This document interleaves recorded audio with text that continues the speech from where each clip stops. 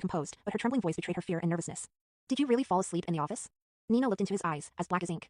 Was he suspecting her? Suddenly, she remembered their wedding night 3 years ago. She thought he had married her willingly, reaching out to him, but before she could touch his hand, he stood up with a cold expression on his face. He said, Nina, I married you only to fulfill my grandfather's last wish. 3 years later, we'll go our separate ways. So don't ever touch me. Otherwise, you should know what I'm capable of.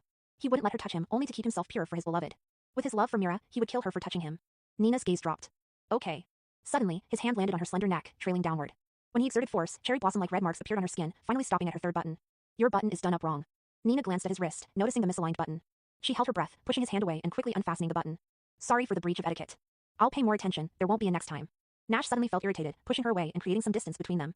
With his back to her, he adjusted his collar. Don't make such a basic mistake next time. Nina stared at the floor, feeling like her heart had been clenched. He didn't allow her to make mistakes, but what about him? Nash turned to look at her. What are you still doing here?